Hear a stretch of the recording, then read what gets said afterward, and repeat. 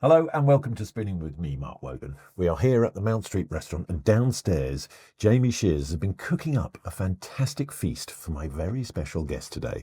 They will, of course, be wearing the Spooning with Mark Wogan blindfold, but who is today's guest? Well, they were, and many would still say, the sexiest woman of the decade. She is a TV presenter. She is a dancer, in fact, the queen of the Argentine tango. She's been a flamingo, but she's here to talk about her new album, Confessions. Will you please welcome to Spooning with Mark Wogan, Louise? Hi. That was a lovely introduction. You like that? Can I take that with me? Yeah, you can. Can you give me that? Johnny, the producer, wrote that. But, it's a good one. He does good ones occasionally. He does. Thanks, Johnny. He's really good. So welcome. Thank you. Thank you for agreeing to take part. Absolute pleasure. And, it's not often we have the sexiest woman of the decade. Don't. But yeah, I mean, in the jumper. no, if we go all the way back, you're Yes. you're a Lewisham girl. Yep. First and foremost. Yep. And you went to Italia Conti, which I have to say, at Home Slice Pizza, which is sort of my day job, Yeah.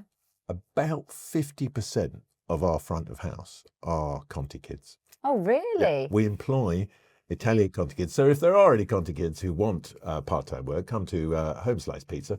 I suppose they're really good at kind of like, They're great. Saying hello to people or bringing people in. Make the best front of house people. They really do. Because, literally all we do is serve pizza. So it doesn't take an enormous amount of what one would describe as experience. You don't need to know your wine. No, you just need to be nice. Yeah. And on the whole, Yeah. drama kids are nice. Yeah. But you'd always wanted to do that. That was kind of who you really were. young age, Yeah. pretty much. Yeah, I think from ever since I can remember, it's that real cliche sort of thing, isn't it? Since when you first, you're 5 and 6 and you want to go dance class and sing and put shows on for your grandparents. But kind of pretty much, it was something I just always loved music. But was it encouraged at home, or was it like, oh, drop us out, stop dancing, Do you know what? I was very lucky because I didn't grow up in an overprivileged lifestyle or anything like that. But I did have a mum that I think just wanted to do the best for me. And she kind of went out of her way in whatever little ways she could. So at the age of like 8 and 9, I went to elocution lessons, and it was kind of so random why she would get me to do that. Like poetry and prose. The rain in Spain stays mainly on the plane. I was doing that. And I think she just wanted to give me as many opportunities. So, tap, modern, ballet, all that kind of stuff, singing lessons, elocution lessons. Yeah. And for what little money she did have, she put into me doing that. So I owe her a great deal, because it would have been really easy for her to have just left me sitting in every night, watching TV and let me kind of hang out on the streets. But instead, she really did give me as many opportunities as she could. Was she the first person to play you Gloria Gaynor's I Will Survive? Do you know, that was my dad, actually. He was a big Motown fan, and he was pretty strict. And he used to say to me, you can play music as long as it's my music. Oh. So I never really grew up listening to that much sort of current music. It was always Motown. Because that was your audition song, wasn't it? Yeah, I mean, I was 10 years of age, just turning 11, and I went in and sung I Will Survive with the backing track to Metallica. I'm not joking, they all sat there. Everyone had like these sports bag with the ballet and tap shoes in the end and sheet music, and I literally walked in with a tape with the backing track of I Will Survive by Gloria Gaynor and belted that out with every bit of gusto. And they also kind of stood there and went, right, okay, thanks. She's got it. Yeah. I don't know if they thought that or not, but yeah, it was. Well, they must have done. They gave you a place. They at the did. school. I was very lucky. I got a scholarship to go. Yeah, well, a scholarship says a lot about how good that audition obviously was. Now, you've described yourself as a not very foodie person. I'm not a foodie. But a key moment in your life happened over a buttered roll, didn't it? Did it? Yeah, well, I mean, according to the research, you shared you would share buttered rolls with your friends at school. Oh yeah, Yeah. at school, yeah. I mean, actually, when I was at Contis, we had a really good canteen, so we would share buttered rolls and jacket potatoes with beans and cheese. But that's where you met Kelly. Yeah, Yeah, that's where Yeah. you became friends, and you and Kelly then developed with Yeah. Esther and Bernard. Vernet. Yeah. That was it. Esther Yeah. and Vernet Yeah. became eternal. Yeah, so me and Kelly were friends from 10 years of age, 11, to, like when we started, right up till, today we're still close. So, yeah, there was a lot of history being made around that bread roll and jacket potato. Were you good girls at school, or were you, because the sort of image of you when you were growing up was, Quite wholesome. Wholesome girl next door, that kind of thing. Was that who you actually were? Okay, so my friends. Because trust me, we all made mistakes when we were younger. If Denise Van Outen was sat here, she'd be like, no, she's smutty, she's got a filthy mouth.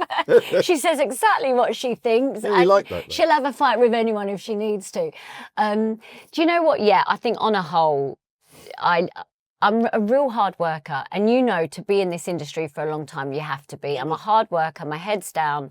But most probably been portrayed in the press and in the early days as, I think, they like to pigeonhole you a little bit, maybe a little bit sort of pigeonholed into the world of that pop kind of girl next door, not much to say. It wasn't ever really well documented that I wrote so much of my own music, that I play a really big instrumental part in my music and the making of it and all of those things. I think you kind of get put into a shiny outfit and told to do a dance routine.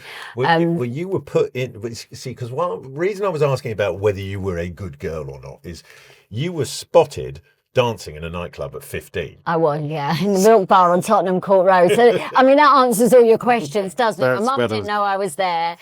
I was walking past the Milk Bar and the bouncers were like, you want to come in, girls? And we were like, okay, they don't know we're 15. Let's just say yes. Yeah. I mean, we had no money. We were like putting money together to buy had drinks all night. buy a drink. And I was just, me being me, I love music. I love anything that's quite infectious. And Pete Tong was DJing really early days. And our manager from then, Dennis, was in there seeing Pete. He was a A&R at Polydor Records, and he just said to me, can you sing? I was like, yeah. Yeah, of course. Too right, okay. I want to hear Gloria Gaynor. I will survive. Well, the interesting thing is, this is something you share with my wife, Susan. Okay. Because she was signed by Dennis Ingoldsby all those years ago. God. Unfortunately, she didn't end up with the career you did. But that was just the luck. But that's the luck of the business. Yeah, absolutely. I mean, she's had 7 record deals, never had a release.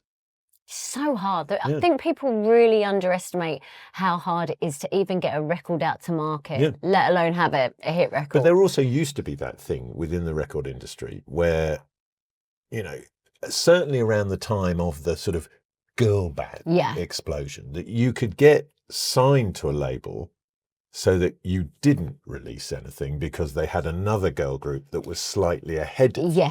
Yeah. And then that was fine for them to do that because they get a big tax write-off against it. Yeah.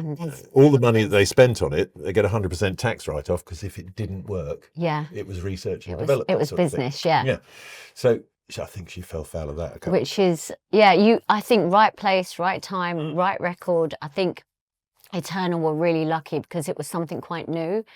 And also we had incredibly talented singers within that band. It was something that was the girl bands didn't really have. I mean, you could actually sing.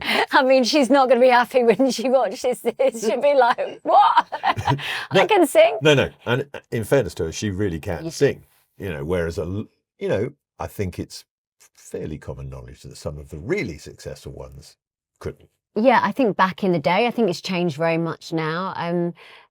And we were really fortunate that, pretty much everything we did would be live and it was very a cappella led and I think it stands you in quite good stead. And I think, we had exceptional singers within the band, like not just a good singer, but, exceptional. And I think that elevated us into a place where people gave us a chance. Yeah, and it was very successful. Yeah. You know, I mean, 10 million odd records sold. I mean, it was Yeah, I mean, no flash in the... No, that first album, I think in that first year. Because the big hit was Stay, wasn't it? But that was first single, but Yeah. we sold like 1.5 million albums in the first year, which I think Don't apart do from anymore. Pink Floyd, nobody had done that year. So No, you don't do that anymore. You stayed with Eternal for 3 years. yeah, And then decided to go your own way. Yeah. And obviously there was all that, you know, it was a lot. crappy speculation as to why you left. But really you got fed up with the endless travel there, didn't you? Yeah, do you know what? I think like I never want to insult people's intelligence. You leave the band because you're not happy at the end of the day. Yeah. You know, I wasn't an artist that was desperate to be a solo artist. I wasn't that girl. I loved being part of the band.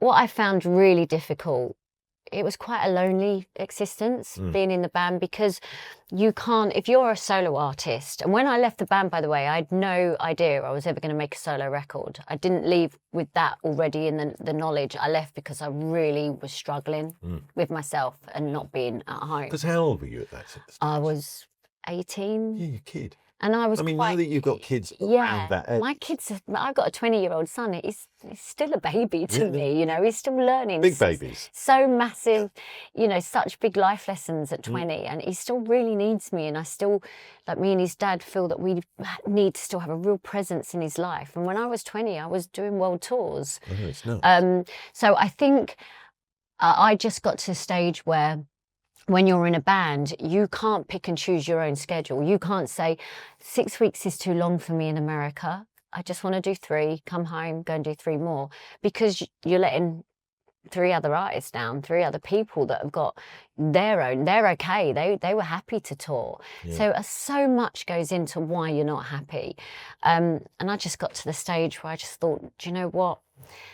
This isn't making... All I've ever wanted to be was a pop star. Yeah. And I am so homesick and so miserable. It's strange, isn't it? Because it's that old thing of like, be careful what you wish for. Yeah, a little bit. And I loved what I did. I just think it just hit the wrong time for me. I think I just wasn't ready for that level of independence. Now, was there any professional jealousy within the band? Because obviously there was a massive focus on your looks.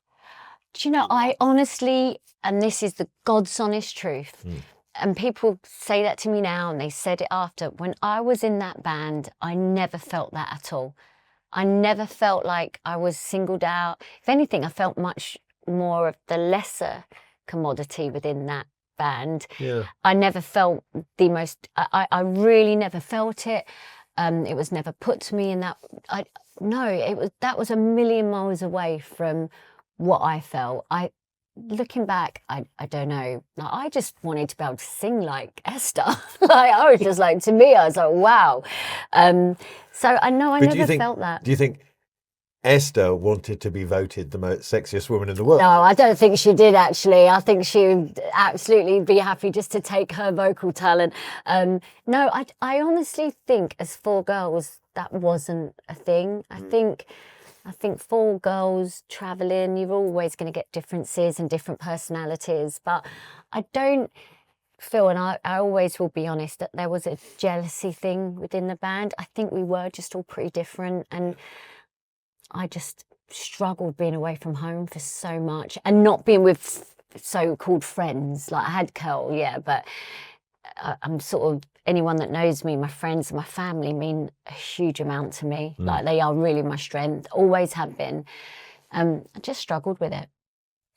Now, obviously the other thing that would have been a lot of pressure at the time, and you experienced it when you were at drama school as well, is weight, or the pressure to be a certain size and that kind of thing. Yeah. I mean, given that there was such a spotlight, predominantly because Eternal came to sort of like right in the center of that whole sort of lad mag culture. Yeah. And it was, I suppose, a really important thing.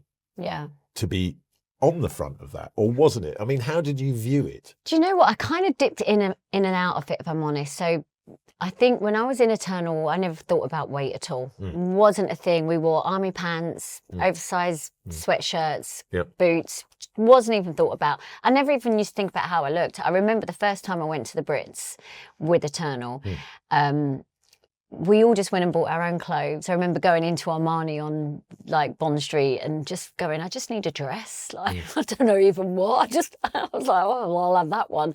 Like the most boring. But you're still doing that now. I'm still doing that now, to be honest. Yeah, I don't really get involved in all the over thought out process of anything. Where's my stylist? No, yeah, I don't do that. I literally still do the same. I just go and buy a dress and keep everything crossed that it looks all right in a picture.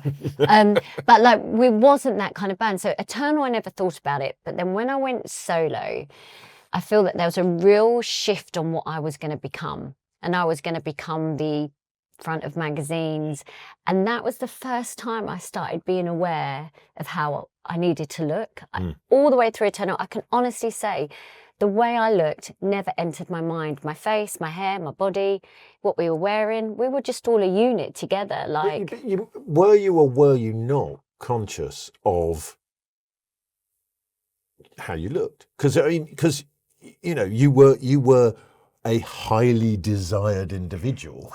Honestly, my Eternal days, I never thought about it. I never, ever, I didn't think about anything. I was just grateful to be in this band. I was quite tomboyish. I wasn't ever, I'm not now ever a female that like craves male attention or anything. It's just not who I am. But when I went into the solo stuff, and I started doing like a few more of the FHM shoots. And obviously at the time, those magazines were so big that the record company really pushed for you to do them. They were massive front covers and they shifted albums, you know. And ultimately, if you don't sell albums, you don't get to make another one. Yeah. So you kind of try and bridge the gap of who you really are and what you're comfortable doing, but at the same time, giving yourself every opportunity. And looking back now, I was obviously quite pigeonholed into that was going to be my route to market. Knowing what I know now, would I have been more vocal? I think now girls, especially in the music industry, and that's something really positive when you've got your Billie Eilishes and you've got so many different characters out there being what they are and who they want to be. But back then, I felt like you had to fit a mold. Yeah, I mean, it was more of a industry. It was an industry and a business. Because the industry has kind of dissipated as a result of the digital world. So I think people do have more control over how they appear, how they dress. You know, I mean, even if you look at male artists now, like if Benson Boone had come along, then they would have said, you can't dress like that, mate. Yeah, absolutely. You can, I think you're really celebrated now if you can be individual and be yourself. I still think you've got to be lucky to get it right to the top, but I feel that you have a lot more opportunity if you're kind of unapologetic in your approach of the lyrics you sing, how you dress, you know, whatever you want to do. You can wear nothing on the red carpet, or you can be in baseball caps. That hasn't gone down so well for some people recently. I won't be trying that anytime soon.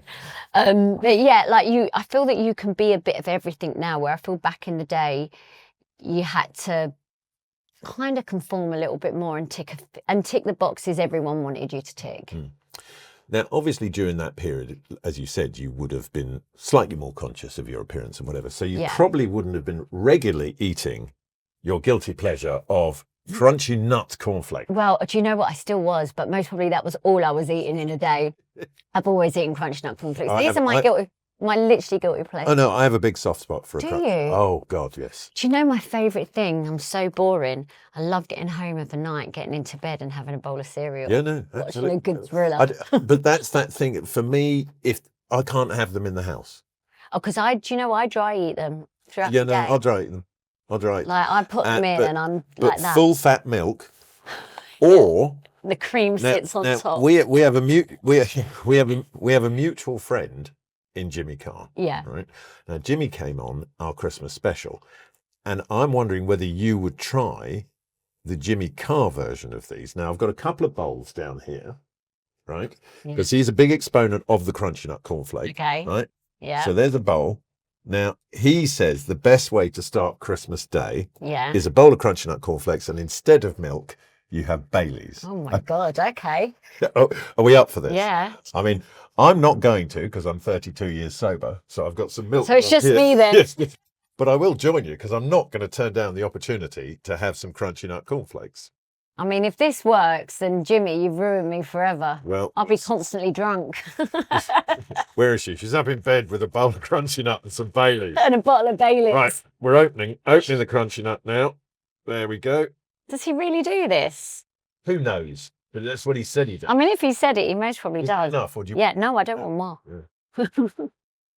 I mean, but they are great, aren't they? For not, they are the king or queen of cereals. Yeah. Now, I mean, say when. I'm kind of excited. Is that wrong of me? There we go. Got the Baileys open. Say when.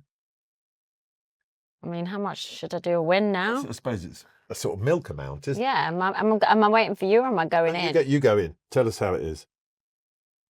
That work? Is car right? I mean, damn, it's strong. Do you want me to water it down a bit with some milk? I won't eat the whole bowl. I'll have a couple more though. Yeah. I mean, it's a strong look. It is, isn't it? Mm. But it's quite Jimmy, really, isn't it? Though. Because I mean, look, I'm going in for a second mouthful, but it's quite like yeah, it's strong. Oh God. It's a bit too much. Yeah, Jimmy, terrible idea. Mm. Oh my God. They're good though, right? I'm sorry. We spend all that money on expensive dinners. Well, Sometimes I think, God, I love a bowl of crunchy nuts at home it's now. like that thing of like, you can go out sometimes and you'll go to a very fine restaurant Mm. and have 12 tiny courses of something. I'll go home and want a couple of slices of Hovis toasted with some really salty butter on it. Oh, do you know I love a bit of white bread with some butter and some tomato ketchup? Oh, just ketchup. That's disgusting, isn't it? That's very revolting. Because I think I kind of enjoy it. It's that homely feeling of like, I mean, have you thought of just maybe adding some bacon to that? I know I don't really eat bacon and that, but so I kind of feel that if I have the white bread, the butter and the ketchup, it's almost giving me kind of bacon sandwich vibes, but without the bacon. Now, I mean, I'm not. The reason I dwell on this slightly is 2004, you are voted FHM's Sexiest Woman of the Decade, right? God.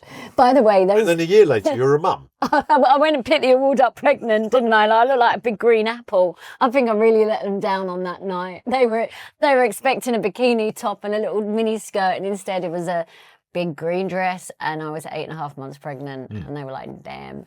I know. I don't know how I ever won that because I'm clearly not. And secondly, the awards are in my my downstairs toilet. Just take it. My kids put the awards flat when their friends around. Oh, do they? Yeah, I thought I've got to put them up. I'm old now. I want to like remind myself of them when I get up in the morning and I've got a side pony and puffy eyes. Yeah.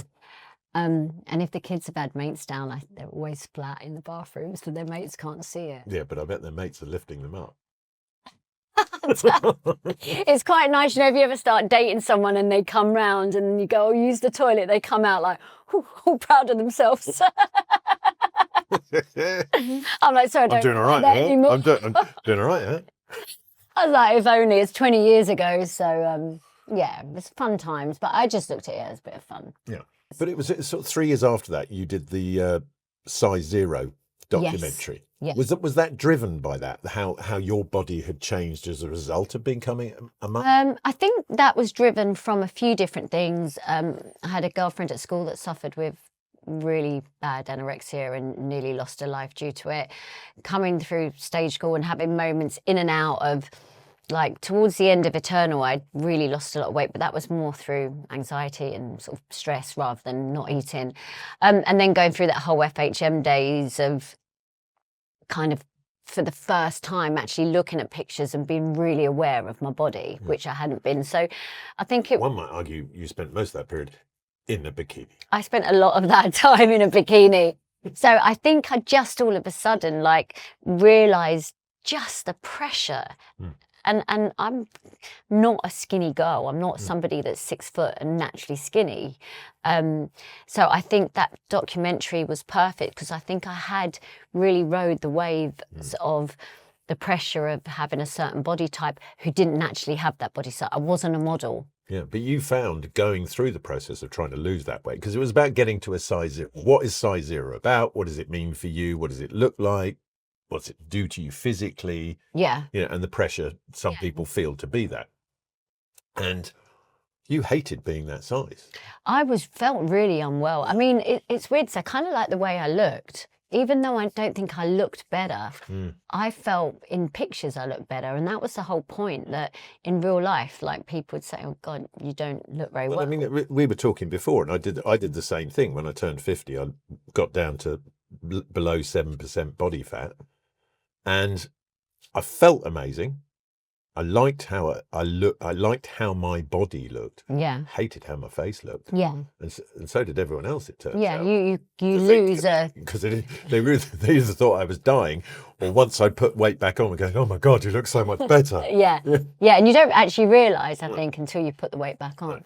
And it's just sort of, I don't know, do you find now, I mean, I've got to a certain age where I just don't care anymore. It's not that I don't care, it's like it's not important. What's important to me is to be healthy. Do you know, I'd love to say I was at that stage, and Well, you're younger than me. Not that much though. Yeah.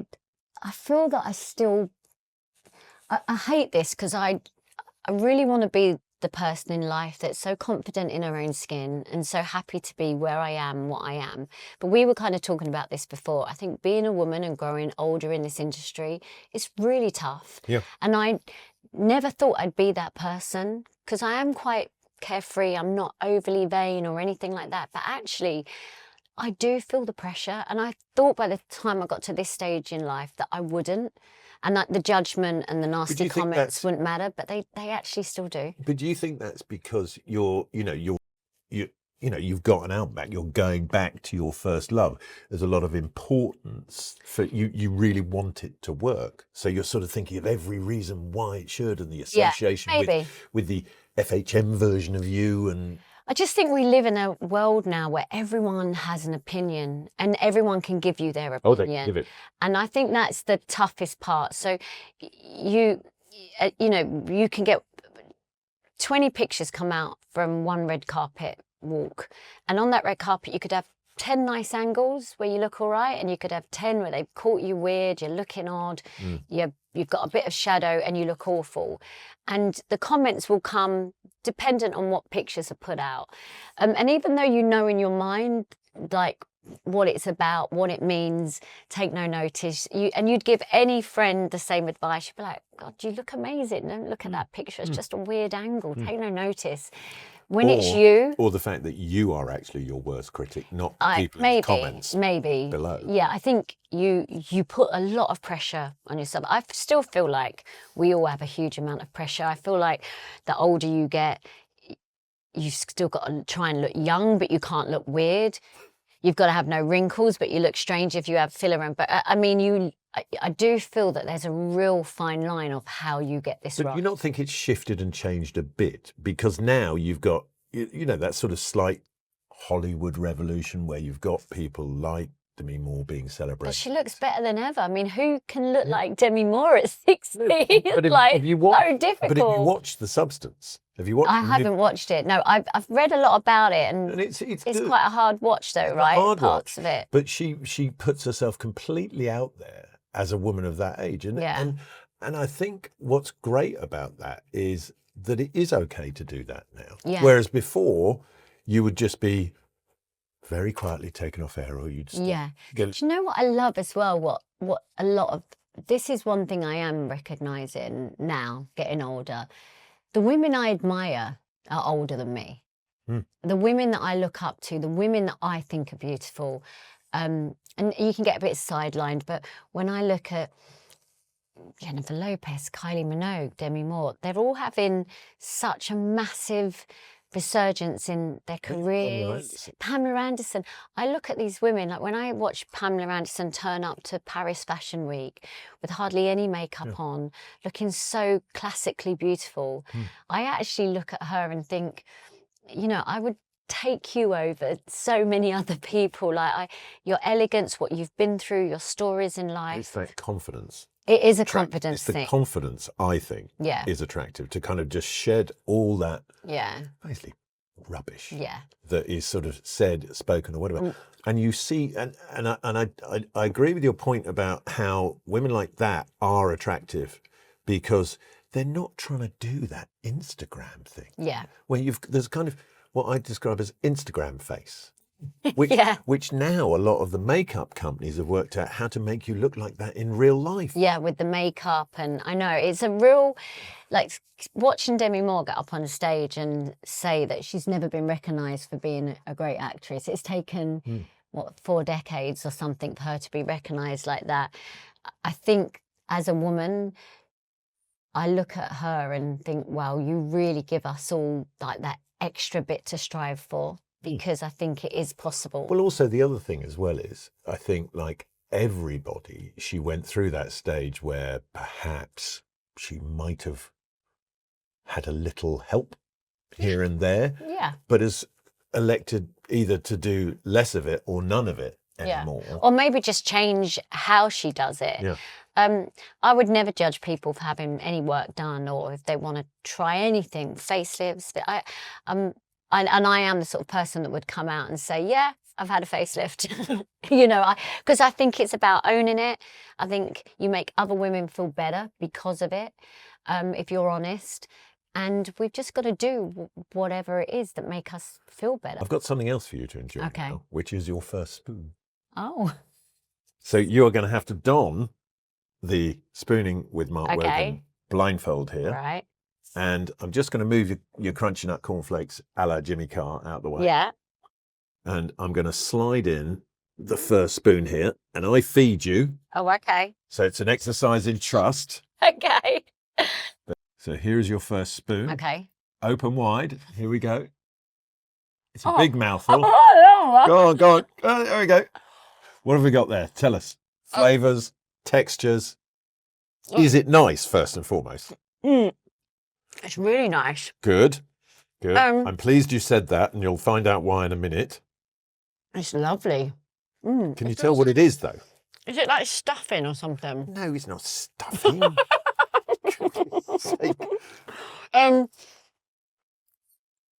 It's not stuff. Go on, think about it. I am. Flavours. What are we getting? What are we getting? Textures. What have we got? It tastes lovely. Chicken? No. Like, it feels like a stuffing. It feels a bit... No, I'll take your blindfold off. You're miles away. It's your favourite lasagna. How did I know I just say stuffing? And I have to say... I don't know why I didn't get that. I cooked that at home last night. It's so nice. That's not cooked by Jamie Shears. That's cooked by me. Can I have another bit? Yeah. Susan and I had that for dinner last Did you? night. So you've basically got our leftovers. It's a big one. That was really nice. Why did I say stuffing? There's probably a texture. But you see, the thing is, when you remove the side thing... No, it makes perfect I couldn't sense. get any peas on there because that was your favourite childhood memory, was your mum's lasagna and peas. And My mum made a great lasagna. It was like I knew it how was does that home. stack up against your mum's? It was very good. Did you make that? I made that. Are you a good cook? I was a chef for 20 years. Oh, So, that's yeah, why I'm you're all right. doing this. Yeah. Should I have known that? Well, arguably, Louise, yes, maybe, if you've done a little research before coming on. Can we edit that bit out? No, we're leaving that in.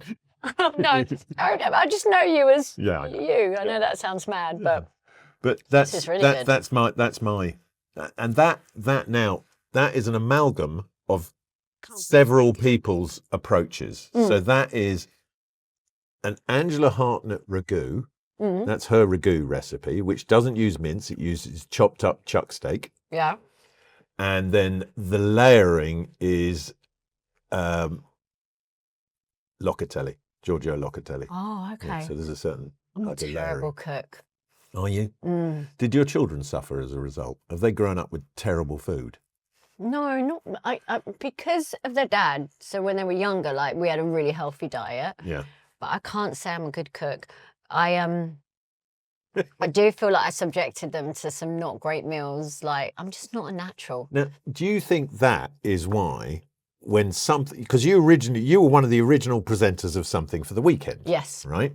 Which then moved to Channel 4 as Sunday Brunch. Do you think it was because of your lack of culinary expertise that you didn't get taken to Channel 4? Is that why that happened?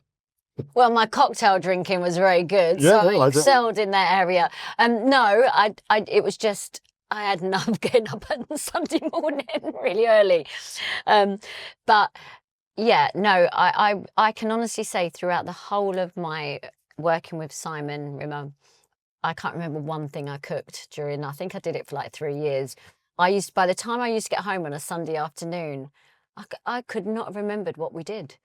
Like, Simon left no culinary impression on you whatsoever. well, he did used to say, you can try this one, Lou. It's really easy. I'd be like, yeah. And then I'd get in the following week. It's like, did you do it? I'd be like, No. I can't even remember what we did. Now, if they asked you back, would you go now? Because I'm kind of feeling like those two nice middle-aged men. They need a female. They could do with a permanent female dynamic between the two. We actually got on really well. We had a nice time. It was perfect because I was so happy. I used to just sit there and giggle quite a lot of the time. Yeah. And I loved the cocktail section on a Really? Sunday morning. That was good fun. Mm. And I actually met some great Drinking first thing on a Sunday morning. That was That's great. why I like the job. Yeah, do you know, I had a really lovely time doing that programme. I got to meet and interview, like I was never known as a TV presenter, even though I sort of dabbled throughout the years. And I think the reason that programme worked for me, I didn't have to be a TV presenter. Like, you know, Tim's are very, very good at just actually doing what needed to be done to keep the programme moving. You've got Simon with all his energy and the cooking. And I was kind of just there. In the middle. The middle, Knocking back cocktails, having a lovely half old by 11 o'clock. It's like all good. Having lunch and then getting home and thinking, oh no, now I've really got to cook lunch. So anyway. No. Well, I think they should bring it back with you, innit? Oh, do you? Should Yeah. we let them know? Yeah. I think, Simon, Boys know. your sous chef's ready. He'll be like, please no. No, not again. No, go on over Put back. us through that again. But, you know, that was kind of you as a presenter, Yeah. whether it was, you know, in a structured sense or you being you. I mean, I used to have to do links. I used to be, and I'm really dyslexic, so doing the live links with the autocue was always hilarious. Did you have to have the letters really big? There's really big, and I used to have certain words like. Not as big as Claudia Winkelmann. Does she right? have hers No, big? I mean, because she's clinically blind. So when she has the autocue, I think she can get about 2 lines on the actual autocue. It has to be so big. It's like slowly kind of, you know, moving. But I used to have to sometimes like skip out the long words or make a word up if I was like, I'm not quite sure what that word is. But the boys just used to be like, oh, she'll just make it up as she goes along. But you've never been one to shy away from a challenge, have you? No, I'll always, if it excites me, I'll give it a go. Because obviously then you do Strictly. Oh, yeah. How was that? It was Did- tough. Yeah. I thought, I'll be fine at this. And Well, because you'd spent most of your youth blinded by your own jazz hands, hadn't you? I mean, literally, I was Miss Jazz Shoes growing up. And I thought, I'm going to be absolutely fine at this. And then the first day you do this kind of thing, I realised like having the kids and being away from the industry really had taken away my jazz hands and disappeared. I was like, where are they? And So no muscle memory for it at all? I think muscle memory for dance, but not muscle memory for being okay in the limelight. Right. I think that part had gone. Right. Like the fear had kind of come in. And I think when I was younger, I was completely fearless. I gave everything a go. Like when Dennis Inglesby said to me in the club, can you sing? I was like, oh yeah, do you want to hear it now? Like that element of fearlessness and confidence, that had gone. And I remember... Or just the stupidity of youth, who knows? Yeah, maybe. Yeah, just the who cares. But walking down that kind of opening show and seeing like some of the other females that were in the show and they had their little dresses on and they were so confident. And But did you not think they were looking, oh God, it's the sexiest woman of the decade? no, Really? I had a Stand dress chance. here and like was round my calves. I was just like, I felt so like just put me around a barrier around me. And I was like looking at the other girls and they were shaking their bums and they had like little knickers on us thinking, oh, this is, and I literally came off the first show, rung my agent and went, you've got to get me out of there. They were like, we can't, it's just on the first show, don't be ridiculous. Like, you know, when you all get the first night of who's going to be in it. And I was like, well, listen, this week we can pretend I've broken an ankle and we just don't tell anyone. Like, you've got to get me out of this. I'm like, dude, no, you're not getting out of it. Week 1 comes, I'm at the top of the stairs. like I said, all the other girls have got a sparkly little outfit on, little knickers, high heels. I have got white jazz shoes on and a sailor's outfit in red. I look like Mrs. Christmas. I am knee length and there's white. And I was thinking, I'm definitely not the sexiest woman in the decade anymore within this. And the music starts and I go to my partner, I can't remember the first step. I cannot for the life of me remember the first step. And he's like, remember? I'm like, nope, no recognition at all. But yeah, I don't know, something happens, right? The cameras go on and... Well, I mean, Dr. Footlights cured you. It really did. I was like, right, this is like never work again or remember this first step. I was like, I don't think it was that dire, but... You know, like at the time, you're thinking, if I stand here and I can't remember anything and I just sort of move around a little bit, everyone's going to be like, oh, God. Oh, dear. And actually, by the time I got to week 4, I was like, have you got any more of those little sparkly dresses? Yeah, no. And it turned out all right. Yeah. I mean, there was many would think you was robbed that year and should have won it because you came second. Yes. Which, But I had an element of dance experience and Ore hadn't. And I think by that stage, just grateful to be there too. I was just grateful to not be in a dance off. I mean, I would have been like completely on the floor. But how was the training for you? Because obviously there's been controversy about the training and what some people have experienced. Did you experience anything like that? No, I didn't. And you can read all different stuff. I didn't. You've always, for me, because I had the kids, I used to finish at 6 o'clock. So it wasn't like I was doing weird hours. So we always had like people filming crew in there with you. For me, I just loved learning. Yeah. And I actually love to dance. That's what I went to stage school for in the first place, and getting better. And you kind of, it gets a bit infectious because the more you learn, the more you want to learn. And that was that experience for me. But you did obviously then at that point find yourself thrust back into the spotlight in quite a major way. Yeah. And and it had an effect on your life, and not necessarily a positive one. Yeah. And and during that period, after that, marriage came to an end, and your life changed dramatically. Did you feel more equipped to deal with that because you were a little bit older, or was it still painful and difficult, all of that? I think anything personal in your life being made public is difficult. And I'm not someone that looks for publicity. But it has always found you. It's always found me. I like to be out there because I've got a great record, or I'm doing a great West End show or something, and I'm good in something. Yeah. That part, I didn't find any of that easy at all.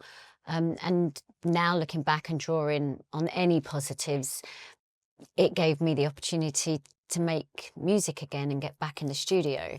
But was that the main driver for doing it? It's like, I'm doing this because I'd quite like to up my profile again and get back out there. No. My kids are a bit older. I want kind of a bit of that back. Or was it just like... No, I didn't think that any of them things would come after that, if I'm honest. I think the kids were getting older.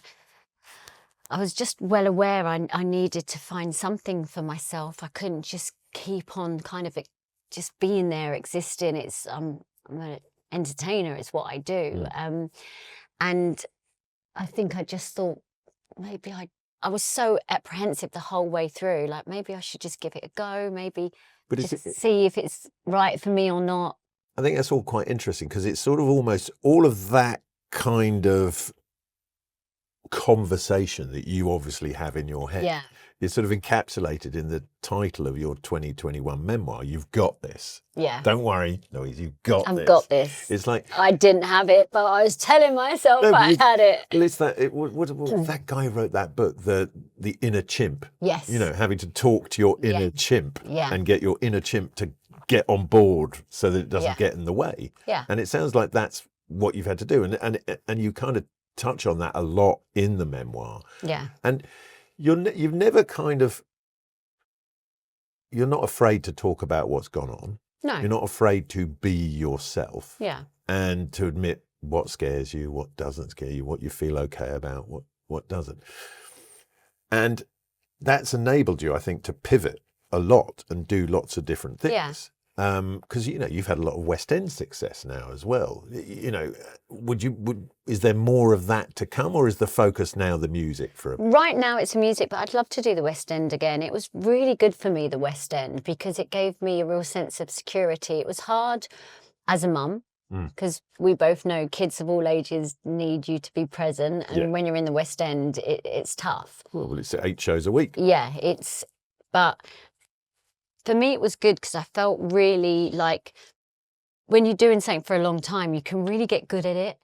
You can really own it. You can really learn from it. Because I think sometimes when you're sort of intermittent doing gigs and stuff like that, you might have a run and you get good, and then you have time off, and then you kind of almost building back up to that. Where doing 8 shows a week for 3 months, you really find a settled space in your talent, what you do. You can play around with how you make the role. And a really bad back from performing on a rake. Performing on a rake, absolutely, and in heels. Don't know. Is the stage is on a slant, isn't it? So they call it performing on a rake. Yeah, and when I did cabaret, we did so many shows on a rake, and I was always on a really high staircase, so I was always at a really big angle. But yeah, it was great for me because it gave me a real sense of, I knew exactly what my schedule was every night. And I learned a lot, actually. I love doing the West End. Because the single is called Confessions as well, which is out now. Yeah.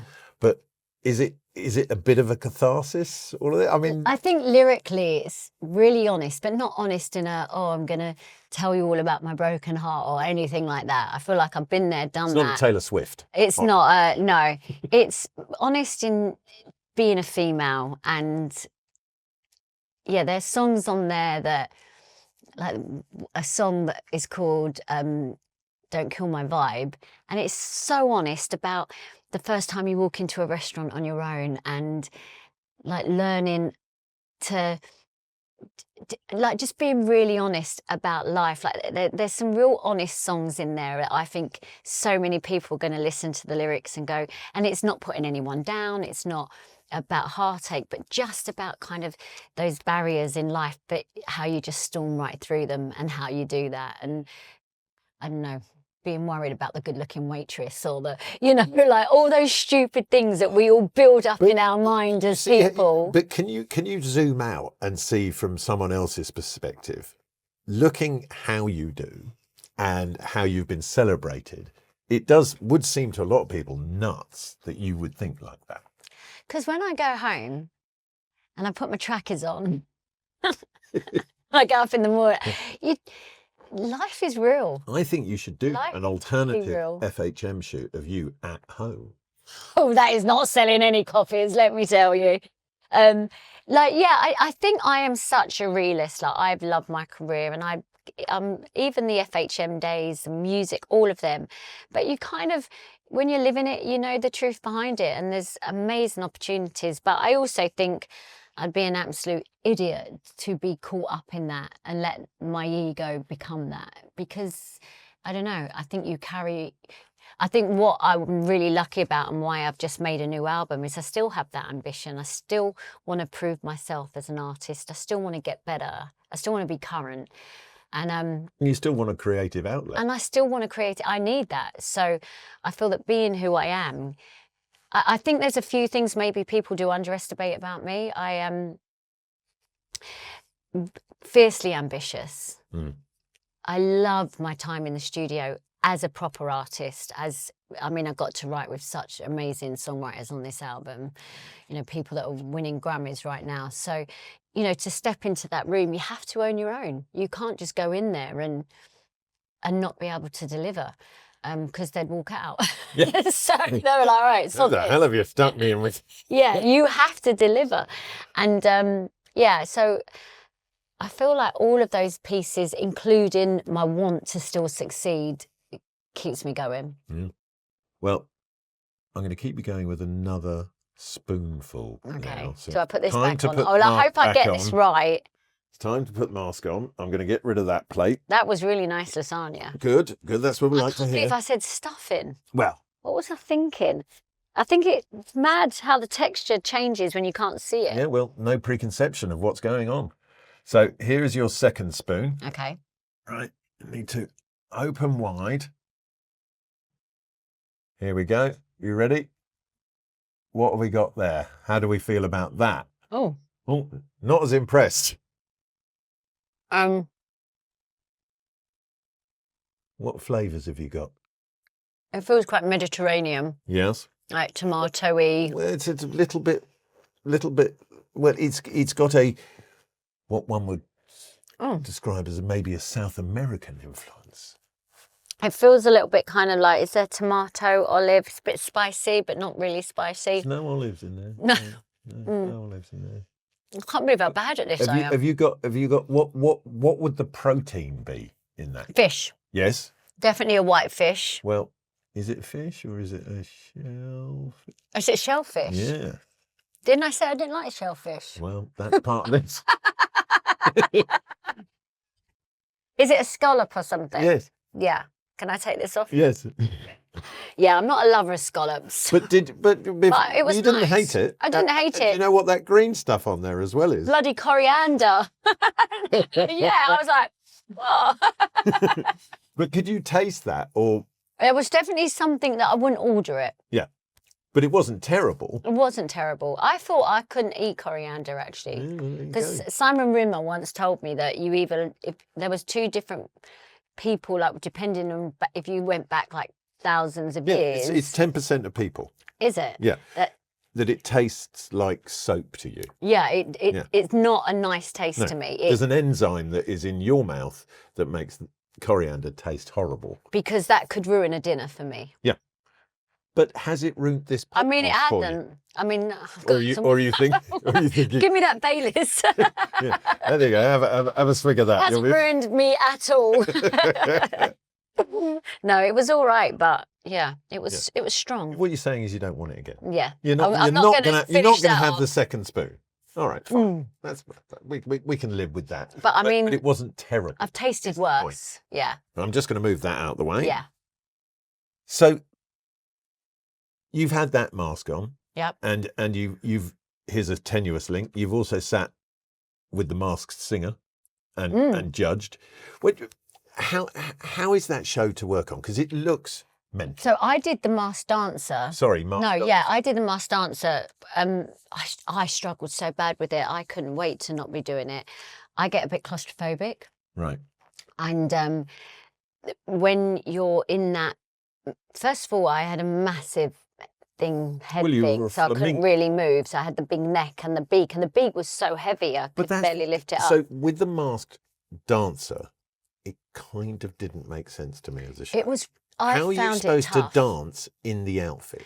Well, I think they've learned now. I don't think it's on anymore, but you had to, like, with this big neck and this beak, trying to and they'd be like, you look like you're not moving. I'm like, I am moving, but the costume's not moving. I promise I'm wiggling my hips, but no one can. Well, it's not dissimilar to the clothes in the 90s. They were so big, you could make 3 dance moves before your cargo pants moved. Yeah. I used to think, oh God, I've got to put this mask on. I didn't find it easy at all because and also sometimes if you moved quickly, your mask would move, so you couldn't see because the bit around the neck maybe had gone around a bit. The closest I've ever got to that was I went to a Halloween party in a gorilla costume once, and that was a nightmare. I couldn't wait to get out of that. That was hot and horrible. Yeah, there's no need. No, there's no need. I had no need to be that flamingo. But if they asked you to do the Masked Singer, would you do it? Honestly, I'd prefer not to. Okay. Never say never, because I think you shouldn't. But I think when you do that show as a singer, the pressure's really big. Yeah, I've heard Danny from McFly talking about it. I just think as a singer, you even though it's not about your vocal talent, it's about who recognises you. And I think a lot on your costume. Like, I think I learned, or watching it, like it's kind of fun if you're a spaghetti bolognese or something, to like a sexy. Well, you could be a lasagna. I could be a big lasagna. Yeah, you'd be a big lasagna. Not a big scallop. Or a pile of stuffing, because that's what you thought my lasagna was. Yeah. I think the pressure would be quite tough because as a singer, you want to hit. So much is out of your control, and you want people to think you're good, right? Yeah. So if you get lobbed off, you're going to be gutted. So no more competitions for you. No. Oh, God, no. Well, I just want to say thank you so much for Thank taking you. part. You've been a real sport. This has been great. And, you know, I mean, I think you kind of like coriander now. Yeah. You're still not going to order it, No, are you? no. I still won't order it. No. But it was good. And also, I think we've established that you should be on Sunday brunch because they need your help. They are so not going to be happy with you saying that. They know where I'm coming from with that, so don't worry about that. I wish you every success with the album. It's out now. Yeah. It's called Confessions. Yeah. And are we going to see any tour dates? Yeah, definitely. As long as the album carries on doing all right and there's a need and a want for a tour, I'm absolutely going to tour at the end of the year. Great. Yeah. Brilliant. A massive thank you to Louise for taking part and agreeing to wear the mask and eating some coriander. Her album Confessions is out now, so go buy it, download it, stream it, whatever you need to do with it. Huge thank you to Jamie and the team here for coming up with that dish, and of course to myself for the lasagna this week, which was a roaring success. If you like what we're doing here, you can find us across all social media platforms by searching Spooning with Mark Wogan. And of course, on the Virgin YouTube channel, you can see this marvellous podcast in Technicolor. I will be joined, of course, next week by another very special guest. But until then, stay beautiful.